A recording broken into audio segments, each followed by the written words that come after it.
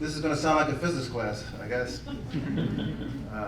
When David asked me, when Kathleen asked me, I knew about microscopes and telescopes. Now I know more. And we'll go from there. All right. So I start with this image, a telescopic image by a probe that was circling the moon in the 1960s. When we first saw the backside of the moon, as a lot of you know, everybody knows that the moon is synchronized with the Earth, so you only see one side. So if you orbit the moon, you can see both sides. And it was quite remarkable at first to see that the backside of the moon, the one away from the Earth, looks very different than the front side. And the reason for that apparently is a collision with an astronomical object hundreds of millions or billions of years ago when the moon was young. But still, it has the traces today. So this is what a telescope can do. This is supposed to psych you up, of course, on the topic. Since this is a physics class, one day, 20 minutes, a short physics class for that. Anyway, if we go back to 1538, maybe Mario can help me pronounce it. Girolamo Fracastoro, he wrote in Homocentrica, if anyone should look through two spectacle glasses, one being superposed on the other, he will see everything much larger. Well before Galileo turned the telescope to the heavens, the principle was known of how the telescope, and by the way, how the microscope works. So there we go. So this has been alluded to in the earlier session in the morning, that basically we're looking at light slowing down as it goes from air to glass, and that's the cause of the bending, the refraction. The index of refraction is the numerical measure of how much it's going to bend. And then there's a Snell's law, which I won't get into now, no reason. Basically, the light can't travel as far per unit time in the glass, so the waves get retarded, and that causes the bending. Pretty simple concept. Of course, you might ask, does the light really slow down? That is to say, if I'm between the atoms somehow, and I look, is the light actually going, say, for glass at 2 times 10 to the 8th meters per second? Of course, the answer is no. It's still going at the speed of light. 3 times 10 to the 8th meters per second. So why did I say it slows down? On the average, it slows down because the path is elongated through its collisions with the atoms. So light, on the average, slows down, and therefore bends on the average. And this is the basic principle of the microscope, the telescope, the magnifying lens, how your eyes work, and so on. Borrowed liberally from the internet is this diagram of light coming in along the so-called principal axis. Light is coming from far away, like from the sun, say, and forming a focus because the lens is shaped just right to make a focal point. In the old days, that was done by hand. Galileo, in fact, did this, and others made their own lens. So there's a focal length and there's a focal point. So what we have here is still one lens, and there's an object near the lens, say, in this case, and because of the refraction through the lens, the object appears to be further back and therefore taller and therefore magnified. So that's a magnifying glass. I use this for my coins and my paper money and so on to look at it in detail.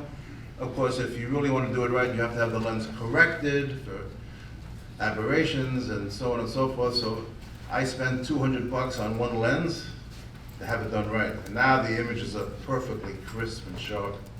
And 10 magnifications is all I need from one lens. Okay.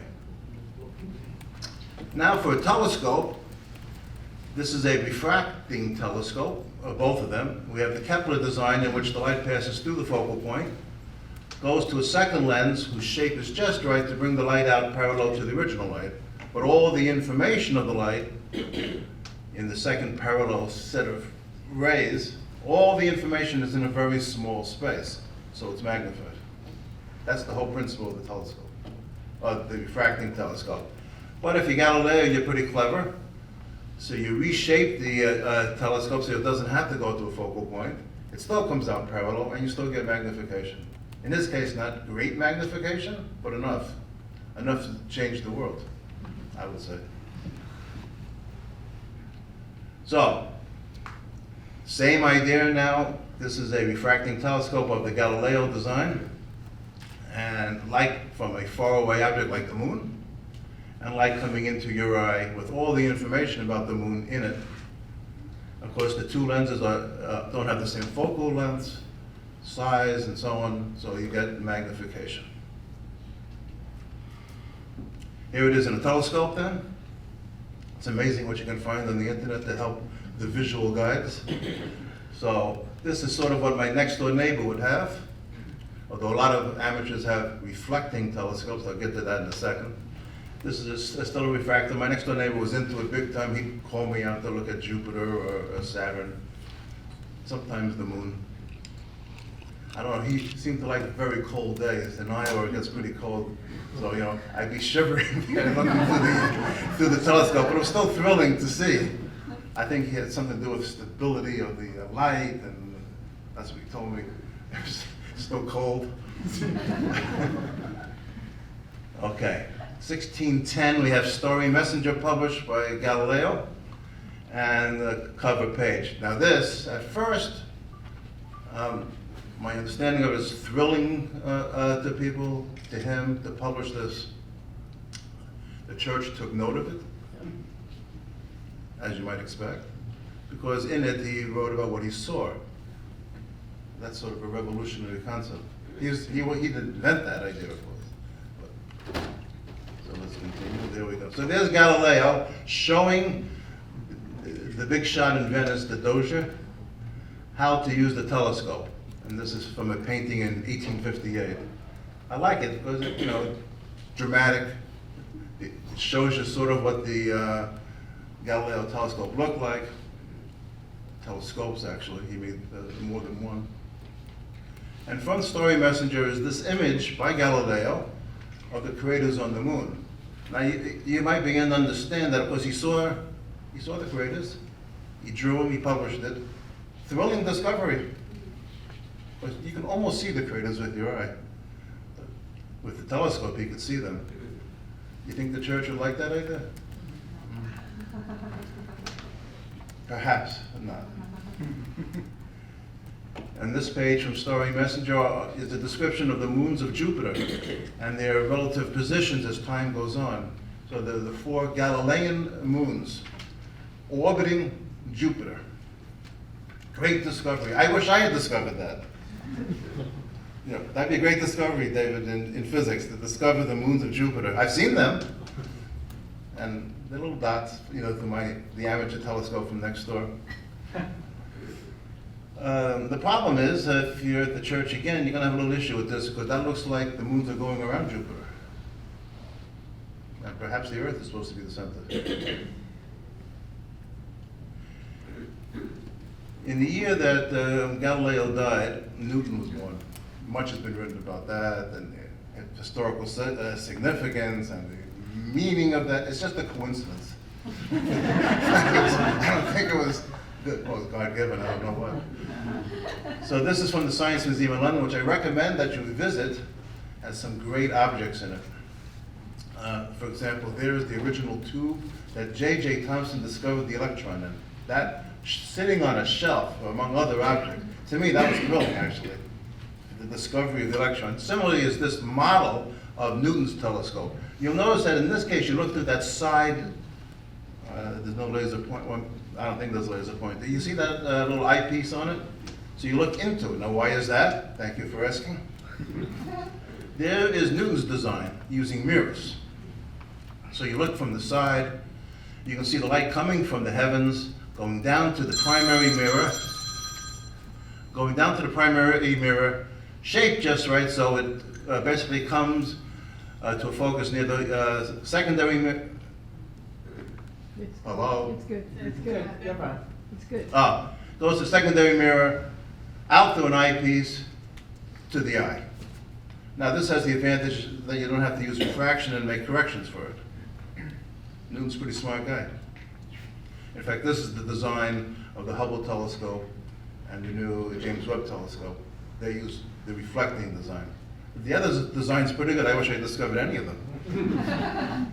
So, the large mirror collects most of, virtually most of the light. Some of it's blocked by the secondary mirror, but that's small, so you don't lose too much. All right, we're pushing with this. So this is the Hubble Telescope then, and soon we'll get to some pretty images, as promised in the propaganda that you read. You're going to see the spectacular images from this, the Hubble Space Telescope. So light coming in from the left goes to the primary mirror. This is borrowed from NASA.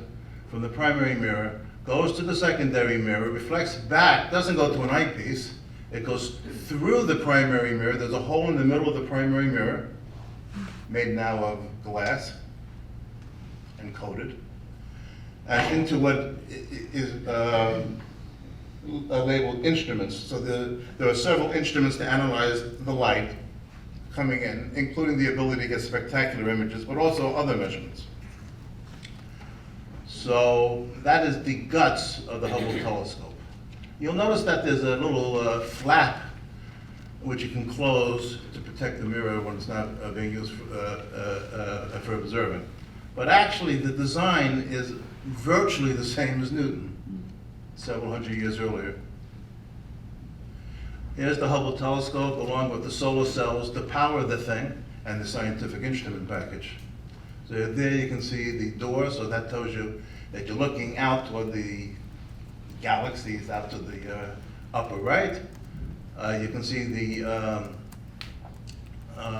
instrument package on the left. You can see the primary mirror off to the right, and so on. Okay, I'm a little unstable here, but let's push this button. There is from NASA actual photograph of the Hubble Telescope. Now the Hubble Telescope is in near Earth orbit, just on the order of 100 to 200 miles up. So it revolves with the Earth it revolves around the Earth in about 90 minutes or so.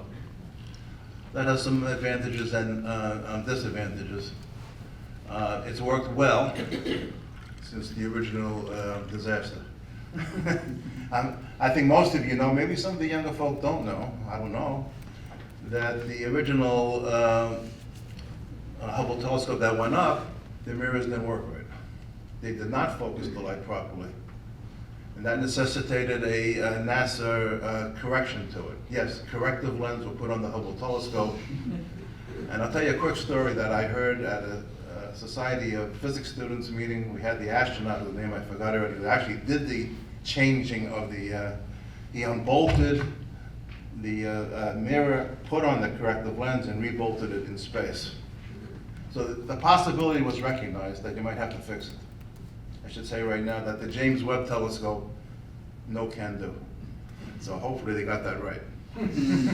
Anyway, he's up doing his spacewalk. I was sweating actually just listening to the guy, describe going up to the Hubble and changing out the lens. Adding a lens, I mean, to correct the optics. And he goes, he's about to, use his special torque wrenches, and he realizes he doesn't know how much torque to apply. And David, that's an issue. So he radios down, Houston, we have a problem, sound right? Yeah. He actually said he did that. And Houston didn't know either. They had a mock-up of it, and they kind of tried it on the Earth. It's not the same as doing it in space, but I guess they got close to it. So they radio up what the correct torque is. Because if you think about it, if he applies too much torque, he's not going to be happy. He's going to start spinning, and nothing's going to stop him. But it worked, and he corrected it, and the Hubble Telescope came into focus, and then you got something like this. So that's a nebula where stars are formed, taken from the Hubble Telescope. There are lots of these pictures. Online, there are thousands of them. NASA was pretty good about, sharing. I'm sure they did that to make sure funding was secure. in my own project. It's hard to do this kind of spectacular imaging for the general public, but I admire it. There's Jupiter with the red spot. That is a much better image than I saw through my neighbor's telescope. Actually, I remember a telescope also at the Café du Monde in New Orleans at night. Maybe you saw it also. Kathleen has seen it. And you can see Jupiter or whatever's up that night, but not like this. So the Hubble Telescope did a pretty decent job. Now, of course, we have sent probes to the outer planets, and which give you really spectacular pictures. But from near Earth, it's pretty good. Saturn and the rings. So these are great images from the Hubble Telescope. Now we'll move on a bit. And maybe somebody could tell me how we're doing on time? 5 more minutes-ish? Plus or minus. All right, so this is the James Webb Space Telescope, made out of beryllium, basically, gold-coated, and there is some glass. I'll get to the glass in a second. So there's the Hubble with the little hole in the middle for the light to go into the instrument package, right? That's the primary mirror of Hubble. The James Webb Space Telescope was too big to bring up one circular mirror, one piece of glass, and launch it. Way too heavy, unthinkable. So they made it out of beryllium metal, element 4 in the periodic table, into these hexagons, which were fitted together. Took years to do this, with the hole in the center for the instrument package, just like before. Gold coated, wonderfully reflective, and then a little layer of glass, silica. Why? So that the gold wouldn't get scratched when it was being handled on Earth. So there is some silica. David, you'll be happy to know the glass is still on this telescope. A thin layer of silica. Okay. There is the actual James Webb Telescope just a couple of days before launch from French Guiana. Launched on Christmas Day of 2021. So from the European Space Agency, actually, from their launch pad in French Guiana. Much bigger than the Hubble, as you saw before. There's the actual launch from Europe Spaceport, I told you, from French Guiana. And now there is a James Webb Space Telescope website. I wish I could show you an image yet, but they're still unfolding it and calibrating it. So there are no images yet. It's going to be in the infrared primarily. It's not just the infrared, but it's designed as an infrared telescope.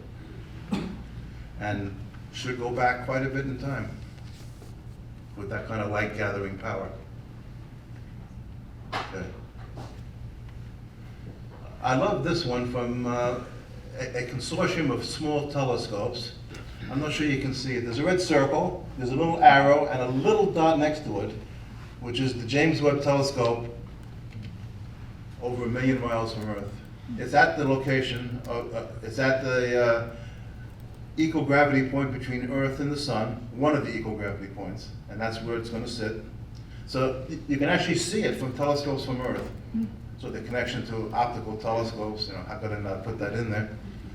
Okay, now this is a coin for my collection. We're going to go the other way now. Now we're going to go down, just for the last 2 minutes. That is that famous Athenian knowledge, one of my favorite coins, minted 450 BC in the ancient city-state of Athens. I took that image with my little microscope. It's not bad for an amateur. So this is how a microscope works. We won't belabor the point. Now, the object is to the left. It's tiny, near the lens. The lens forces the light to go through a focal point to cause a real image near the second lens. So you can see real image. Light is actually focused there. If you put a piece of paper there, you're going to see it. Then the light goes to the second lens using the real image as the object. The second lens goes to the eye, and it looks like the object is coming in greatly magnified form. So that is an optical microscope. Essentially the same principle as the telescope, just different sizes of the lens, different positions of the lens, but the same principle. All right. And there is the same thing, I'm not gonna belabor it, with a, like a school microscope and how it actually works. It's the same thing I just showed you, just a tilt. I went to a ear, nose, and throat doctor for my annual wax cleaning out. I'm sure you have to know that. And I love the sign, please do not touch the microscope. So I'm sitting there, I asked the doctor, the person who's expert at that, who uses the microscope, I said, who touches the microscope? I'm sure you can guess, the kids do. The kids love to touch the microscope. So I said to her, let them touch the microscope, take the sign down. Now it is expensive, the microscope, but I thought of how cool that would be. Let them look through it. Did you touch it? No. I was tempted, I read the sign. I didn't touch it. Okay. And his response was? Finally, I got, I think, 2 or 3 more slides. I'm almost done, Jeff, I promise. This is an image of DNA, an electron microscope image of it. Why an electron microscope? It works exactly the same as an optical microscope, except the wavelength is different. What wavelength? According to modern physics, an electron that's moving has a wavelength and has all the same attributes as light wavelengths, as photons, right? I'm sure you've learned this in modern physics, the de Broglie wavelength, h over the momentum, Planck's constant being h. So you can get great magnification, much better magnification from this microscope. Everybody knows that here, but maybe, I don't know, just to review it briefly. And this then is down at the 20 angstrom level, another electron microscope, where you can see the folds, incredible, the individual folds of a DNA molecule. And of course, this is the last slide, you can analyze the DNA molecule. It's hard to see, but you can measure the angle at the base pair lengths. All the details of the DNA molecule are available now at the atomic level from electron microscopes. Now, I know atoms can be seen from electron microscopes, that's not new. But to see the DNA molecule, that was an impressive way. I hope you would agree to end. And that's it. Thank you.